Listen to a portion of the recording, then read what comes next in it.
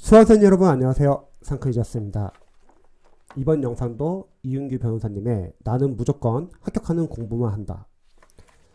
책을 읽어보면서 제가 인상적이었던 부분을 같이 공무원, 경찰, 소방직 수험생들과 나눠보고 또 제 개인적인 의견도 관련돼서 추가적으로 좀 알려드릴게요. 제가 인상적이었던 부분은 어떤 책을 선택해야 할까 이 부분입니다. 한번 읽어보겠습니다. 합격 수기를 보면 반드시라고 해도 좋을 정도로 교재 추천이 포함되어 있다. 합격자들이 추천하는 교재들 중 가장 많은 추천을 받은 책을 선택하는 것이 안전한 선택이라는 건 두말할 필요가 없다. 그러나 수험생에게 책은 전쟁에 가지고 나갈 무기와 같아서 나와 맞지 않으면 의미가 없다. 합격 수기를 통해 책을 선택하는 것은 비교적 안전한 방법이지만 반드시 따를 필요는 없다. 이 부분과 관련해서 저도 약간 좀 추가적인 설명 좀 드릴게요. 보통 수험생들이 합격생분들의 이제 합격 수기를 많이 읽는데 합격생분들의 이제 합격 수기를 보면은 이제 합격생분들이 자신이 봤던 교재들 중에서 좋은 교재 위주로 추천을 합니다. 자, 그런데 여기서 문제점은 수험생들마다 다들 수험 스타일도 다르고 공부하는 어떤 뭐 방법이나 또는 뭐 베이스, 기반, 언어 감각 다들 달라요. 근데 무엇보다도 수험생들이 많은 선생님의 강의를 듣고 비교해서 추천하기보다는 다 자신이 들었던 선생님 교재 관련해서 추천을 주는 경우가 많습니다. 만약에 A라는 합격생분이 어떠한 뭐 B라는 강사님의 수업을 들었고 합격하면은 B라는 강사님의 교재를 추천하고 또 C라는 수험생분이 D라는 선생님의 강의를 듣고 합격하면은 D 선생님의 교재를 추천드려요. 즉 합격생분들은 자신이 이제 공부했던 교재 위주로 추천을 하기 때문에 그런 교재들이 우리 초시생분들에게는 맞을 수도 있지만 맞지 않을 수도 있습니다. 제가 이전에도 영상에서 여러 번 다뤘듯이 반드시 스타 강사님이라고 해서 본인과 맞을 수도 있지만 맞지 않는 경우도 많다고 했죠. 왜냐면 다들 수험생분들마다 수험 스타일도 다르고 강사님들도 강의 스타일이 다들 다르다는 거예요. 그래서 교재나 강의 같은 경우는 수험생들이 자세히 좀 알아보셔야 합니다.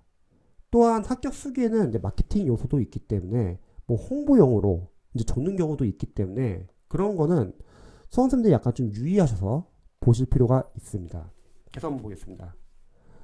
가장 좋은 교과서 선택법은 합격자들이 그 교과서를 선택하여 어떤 점을 보다 중점적으로 고려했는지, 어떤 이유로 선택했는지 살펴보고 그중 자신이 개인적으로 흥미를 느끼는 책을 선택하는 것이다. 아무리 좋은 책도 스스로 흥미가 생기지 않아 안 읽게 되면 버리게 된다. 그러나 흥미는 있지만 다른 책 어떤 추천 도서보다 내용이 부족하다면 부족한 부분을 스스로 보충하고 넘친 부분을 잘라내 사용하면 된다. 자, 이 부분도 제가 좀 추가적인 설명 좀 드릴게요. 흥미는 있지만 다른 책보다 내용이 부족하다면 부족한 부분을 스스로 보충하고 넘친 부분을 잘라내 사용하면 된다. 요거 설명하기 전에 좀 밑에 부분을 좀 읽어볼게요. 여기도 상당히 인상적이더라고요. 이윤규 변호사님께서 사법시험을 준비하면서 이렇게 적으셨어요. 나는 다른 사람들은 좀처럼 보지 않는 순전히 나의 흥미를 기준으로 교재를 선택했다. 물론 여기서의 흥미는 재미가 아니고 지적인 흥미를 말하는 것이다. 당시 내 선택 기준은 저자가 사법시험에 합격한 사람인지 어떠한 문제에 대한 결론이 설득력이 있는지 이 두 가지였다. 그렇게 선택한 책이 1997년에 발간된 책이었다.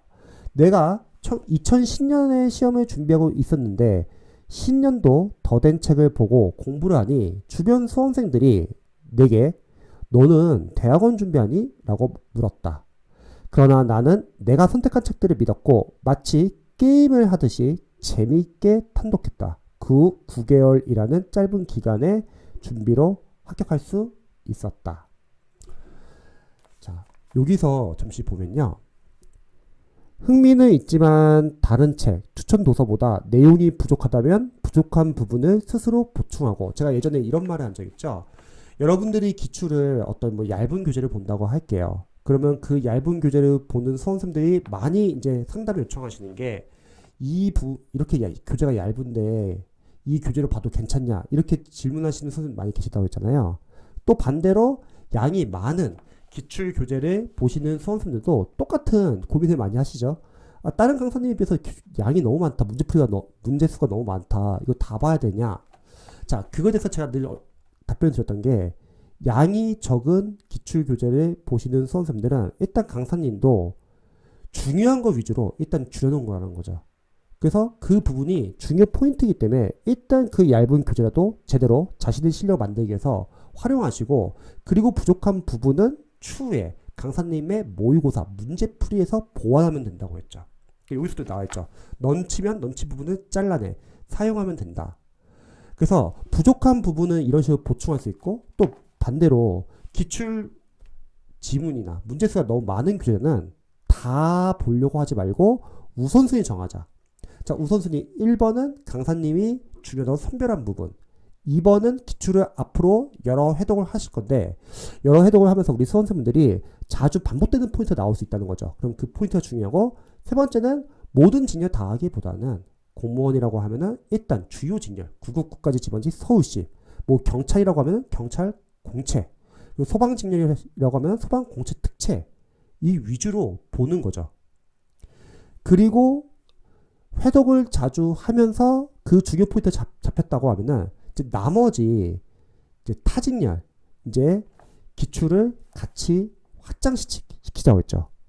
그래서 기출의 문제수나 아니면 문제 양이 많은 교재들은 다 하려고 하면 양이 너무 버겁기 때문에 그 중에서 중요도 세 가지, 중요 포인트 세 가지를 체크해가지고 그 포인트 위주로 먼저 집중해서 보고, 그 다음에 나머지 뭐 타직렬이나 다른 기출 문제들을 확장시키면 되는 거죠.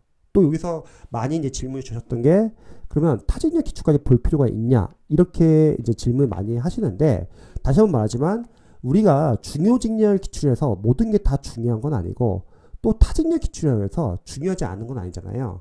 중요 직렬에서도 중요 포인트가 있고 지역적인 포인트가 있고, 타직렬에서도 중요 포인트가 있고 지역적인 포인트가 있는데, 시간적 여유가 된다고 하면은 일단 중요 직렬의 중요 포인트를 보고 나서 그다음 타직렬의 중요 포인트도 보면 좋겠죠. 자, 계속 한번 보겠습니다. 오래 볼 수 있어야 한다. 이 부분도 상당히 인상적이더라고요. 한번 읽어볼게요. 다시 한번 이야기하지만 책 선택에서 가장 첫 번째로 고려해야 하는 것은 지적인 흥미다. 시험 공부는 며칠, 단 몇 주로 끝내는 것이 아니다. 그런 점에서 반드시 오래 볼 수 있는 책을 선택해야 한다. 제가 사실 오늘은 이 부분 때문에 좀 내용을 좀 공유하고 싶었어요. 시험 공부는 며칠, 단 몇 주로 끝내는 것이 아니라 반드시 오래 볼 수 있는 책을 선택해야 한다. 그래서 한번 읽어볼게요. 나의 흥미를 끄는 책을 골랐다면 그 다음은 이 책을 합격으로 이끌 완벽한 무기를 만들겠다는 책임감을 가져야 한다. 보통의 수험서들은 시험 내용의 약 80 정도만 담고 있다. 이를 스스로 100으로 만들겠다는 생각을 해야 한다. 어떻게 해야 80을 100으로 만들 수 있을까? 공부를 하다 보면 내가 선택한 책 외에도 주변에서 유용한 참고서와 자료 등을 접할 수 있다. 나는 이를 적극 활용하라고 권하고 싶다. 보통 수험생들은 자신이 선택한 책과 교재 외에 다른 것은 잘 보지 않는데, 앞서 말한 것처럼 80을 100으로 만들려면 다른 자료를 보는 것이 도움이 된다. 우선 오래 볼 책을 정하는 게 중요하다고 했잖아요. 영어 강사로서는 저는 영어에서는 많은 수험생들이 영어 때문에 고민이 많아요. 영어 점수가 아무리 강의를 많이 듣는다 하더라도 잘 안 나온다는 거죠. 그런데 그런 수험생들이 실제로 상담을 해보고 테스트를 해보면은 그 수험생들이 영어 공부를 적게 한 게 아니에요. 그러니까 공부량이 적어서 문제를 덜 풀어서 점수가 안 나오는 게 아니라 영어 강사로서는 교재를 어떤 교재나 어떤 과정을 한번 보잖아요. 그러면 그 과정을 복습하는 시간이 필요하고 그 과정에서 자신의 실력 만드는 시간이 필요한데 그게 아니라 그냥 강사님들의 다음 퀄이 계속 넘어가는 게 문제입니다. 영어에서 우리가 오래 볼 수 있는 교재가 뭐가 있을까요? 저는 문법 이론서라고 생각해요.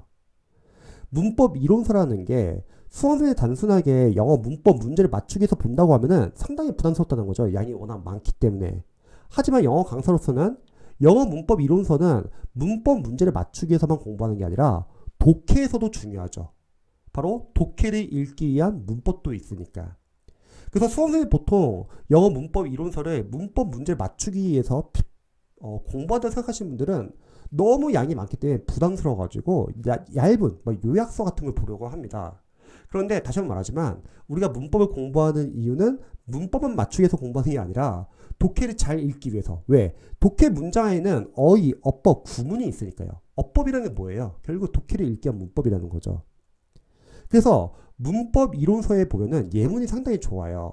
짧지만 각 파트별로 알아야 하는 어법이 다 들어가 있는 겁니다. 그래서 문법 공부를 할 때는 문법 문제만을 맞추기 위한 공부를 한다기보다는 철저하게 문장 구조 분석과 해석을 연습을 하는 거예요. 그게 기초 독해 연습이기도 하죠. 그리고 문법 이론이 암기가 안 돼 있어요. 그리고 수험생들이 보통 문법을 공부할 때 많이 틀리면은 나 아직 문제풀이를 많이 안 풀어서 틀렸구나 해서 문제풀이가 넘어가려고 합니다. 이론과 단원별 적용 연습을 많이 해야 되는데 이론 암기는 안 되어 있고 그리고 단원별 적용 연습을 잘 안 해요. 왜냐면 수험생들 입장에서는 단원별 문제를 풀 때 늘 항상 상담에서 말하는 게 수험생들이 선생님 단원별 문제 풀면요 문법 다 답이 뻔히 보이는데 풀 필요가 있나요? 마치 단원별 문법을 본인이 안다고 착각하는 경우가 많더라고요. 근데 그거는 단원별로 모아져 있기 때문에 답이 보이는 거지 여러분들이 암기가 되어 있는 건 아니죠. 무엇보다도 문법에서 단원별 문제풀이가 중요한 이유는 우리가 포인트를 바탕으로 적용하는 연습이 중요하거든요. 여러분들 공부를 많이 해보셔서 아시겠지만 우리가 이론을 아는 것과 문제 적용하는 것은 별개라고 저는 생각을 해요. 이론은 이론대로 공부하지만 계속 아웃풋 연습, 계속 적용 연습을 하면서 많이 틀려보고 이게 그때 배웠던 이론이었구나 이렇게 알아가는 거죠. 그래서 문법 이론서는 저는 오래 볼 수 있는 교재가 좋은 교재라고 생각해요. 무슨 말이냐면 여러 번 자주 봐야 하는 교재. 그래서 이론서가 저는 중요하다고 생각하고요. 구문 독해도 마찬가지일 것 같아요. 시중에 구문 독해 어려운 교재도 많잖아요. 필요 없습니다. 왜냐면 구문 독해 교재는 여러분들 한 권만 제대로 보세요. 한 권을 제대로 보되 한 번 보고 끝내는 게 아니라 보통 수험생들이 기초 구문 독해 교재를 하나 보고 바로 중급 구문 독해 교재로 넘어갑니다. 강사님들이 강의에서 보통 홍보를 할 때 이거 학교생들이 많이 추천하는데 하면서 계속 홍보를 합니다. 근데 중요한 거는 과연 그 기초 구문 독해도 제대로 해석을 할까? 그 교재를 제대로 활용했을까? 그게 아니라 그냥 넘어가기만 하는 거예요. 그런데 구문 독해 교재는 저는 중급 구문 독해 교재는 별로 추천을 안 합니다. 그 이유는 첫 번째는 우리가 시간이 없어요. 여러분들이 중급 구문 독해 교재까지 볼 시간이 없고 차라리 그 시간이 있으면 독해를 더 하세요. 그리고 두 번째는 기초 구문 독해도 과연 해석을 제대로 할까? 해석을 시켜보면은 감으로 독해하는 경우가 많고 문장 구조 분석 제대로 못하는 경우도 많고요. 또 독해를 읽기 위한 문법이 제대로 안 돼 있으니까 제대로 문장을 구조 분석하지 못합니다. 그래서 저는 한 교재를 그래도 수험생들이 2번 이상은 활용해가지고 자신의 실력으로 만들고 넘어가시면 좋을 것 같아요. 근데 보통 이제 영어를 못하시는 분들의 특징이 뭐냐면 강사님 코리는 꾸준히 따라요. 근데 복습도 없고 제대로 그 교재를 활용하지도 않고 바로 그냥 인강 들은 걸 끝났다고 생각하고 바로 넘어갑니다. 다음 단계. 그러면 강사님들이 1년 과정이 쭉 늘어져 있기 때문에 여러분들은 주구장창 강의만 듣는 거예요. 그래서 이런 것도 약간 조심해야 되고요. 그리고 수험생들이 가장 많이 질문하는 게 선생님 독해 연습할 때요. 영어는 이제 사실 독해가 중요하잖아요. 복습이 중요합니까? 이런 질문을 많이 하세요. 영어 강사로서는 이런 경우가 있죠, 여러분. 만약에 여러분이 A라는 독해 교재를 공부를 했어요. 그러면 A라는 교재를 공부하고 나서 풀고 나서 다시 한번 다 풀고 나서 다시 한번 A라는 교재를 다시 한번 보는 게 좋을까? 아니면 A라는 독해 교재를 보고 나서 바로 이제 그 끝나고 나서 B라는 교재로 바로 넘어가는 게 좋을까? 이런 질문을 많이 하세요. 강사로서는 저는 사실은 전자가 좋다고 생각해요. 왜냐면 풀었던 지문이라도 워낙 문제수도 많고 그 안에 다양한 어휘, 어법, 구문도 있고 답의 근거 찾는 연습, 해석이 안 되는 거 유추하는 연습 정말 중요하거든요. 그래서 다시 한번 복습을 해도 또 틀린 경우도 많고 사실은 이거는 맞고 틀리고의 문제는 아니에요. 지문 안에서 여러분들이 철저히 분석을 하셔야 돼요. 내가 해석을 못하는 문장들은 독해 노트에 정리하셔가지고 철저히 문장 구조 분석을 하는 거죠. 그게 바로 중급 구문 독해 역할을 대신할 수 있고 내가 모르는 독해형 어휘들은 어휘 노트 정리해가지고 자투리 시간에 자주 보시고 어휘가 강화되면은 독해는 좀 해볼만 하거든요.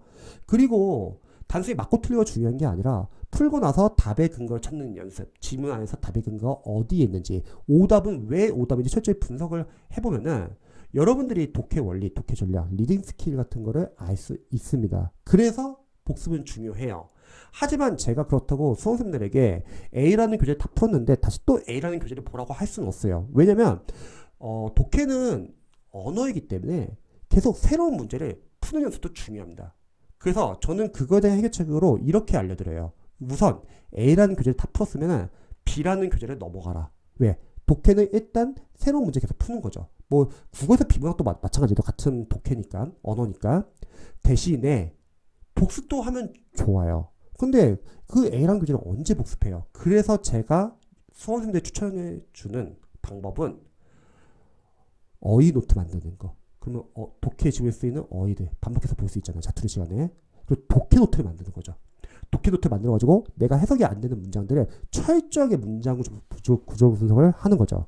만약 독해 노트를 안 만들면 뭐가 문제면 내가 어떤 문장이 약한지를 모르고 그런 비슷한 문장을 시험장에서 봤을 때 당황해가지고 해석 못하고 당황해서 머리도 하얘지고 계속 뒤에 다음 과목 넘어갈 때도 실수하기 쉽습니다.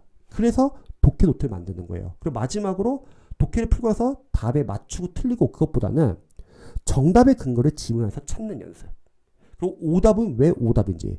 특히 여러분들 오답을 분석해보면 자신의 주관적인 생각이 들어가는 순간 매력적 오답에 걸리기 쉽습니다. 그래서 취재자의 눈으로 보는 거예요. 다음에 이런 문제를 풀 때는 우리가 어떻게 접근해야 되는지. 그리고 오답은 이렇게 장난치니까 다음에 이런 거 조심해야겠다. 이런 걸 분석하는 게 상당히 중요합니다.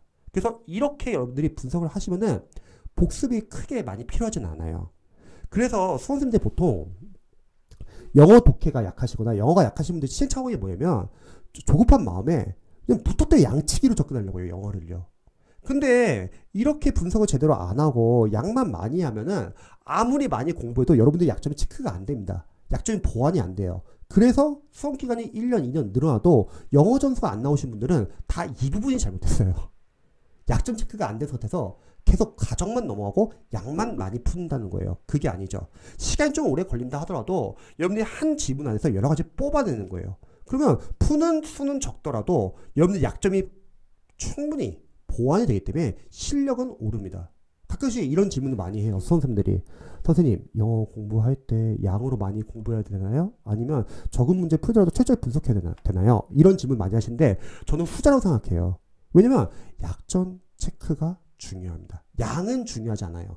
옛날엔 교재도 좋지 않고 지문도 좋지 않고 그럴 때는 양치기로 많이 해결을 했었는데 요즘은 좋은 교재도 많고 좋은 지문도 많습니다. 그러면은 오히려 영어는 줄여가는 공부를 해야 돼요. 좋은 교재를 정해가지고 여러분들이 반복하는 겁니다. 그래서 저는 영어에서는 오래 볼 수 있어야 한다. 이 부분을 이렇게 설명하고 싶어요. 여러분들이 이것저것 방향 없이 많은 교재들을 양으로 공부하기보다는 좋은 교재로 단계별 연습을 해주세요. 그리고 복습을 철저히 해주세요. 그리고 마지막으로 이윤 변호사님 책에서 이런 부분이 있죠. 어떻게 해야 80을 100으로 만들 수 있을까? 공부를 하다 보면 내가 선택한 책 외에도 주변에서 유용한 참고서와 자료 등을 접할 수 있다. 저는 약간 이렇게 알려드릴게요. 일단은 여러분들이 기출에 있는 내용만이라도 충분히 잡으시기 바랍니다. 그러면 충분히 고득점은 가능할 거예요. 물론 기출만은 부족한 과목도 있을 수 있어요. 그거는 여러분들이 문제풀이 단계에서 보완하시면 됩니다. 문제풀이 단계에서 여러분들이 기출을 제대로 암기를 했는지 기출 포인트를 아는지를 아웃풋 연습을 통해서 여러분들이 보완을 할 수 있고 또 실전 연습을 하면서 보완을 할 수 있다는 거죠. 그래서 제가 늘 강조하는 게 타과목 같은 경우는 기본서, 기출, 모의고사 이 세 가지만 필수라는 거예요. 법과목에서는 팔레트강까지. 하지만 이걸 제외한 나머지 과정이나 나머지 교재들은 필요하지가 않습니다. 왜냐면 우리가 시간이 없기 때문에 나머지 교재들을 볼 시간도 없고요. 물론 재시생분들 중에서 이전에 기본서나 기출을 많이 보신 분들은 좀 새로운 교재를 풀기 위해서 들어가는 건 나쁘지 않지만 초시생들은 기본서, 기출, 모의고사 이 세 가지만 제대로 잡는 것도 쉽지 않습니다. 그래서 여러분들이 기출이 우선이 돼야 되고, 참고로 영어도 기출이 중요해요, 여러분. 영어 강사님 대다수가 다 기출만으로 안 된다고 말을 해요. 근데 기출로도 됩니다, 여러분. 물론 그 전에 단계별 연습이 중요하고요. 그 이유는 기출 지문이 너무 좋아요. 강사님들은 강의를 팔기 위해서, 교재를 팔기 위해서 계속 새로운 자신의 교재를 보라고 할 거예요. 안 봐도 됩니다. 단계별 연습까지 하고 나서 기출까지 제대로 풀면은 영어 고득점 맞는데 전혀 지장 없습니다. 잊지 마세요. 영어도 줄여나가는 공부가 중요합니다. 그래서 제가 이윤규 변호사님 책 보면서 같이 공유하고 싶었던 내용입니다. 또 궁금하신 점 있으시면 언제든지 댓글 남겨주시고요. 그리고 남은 시간 여러분 다들 열공하시고 좋은 반 되시기 바랍니다.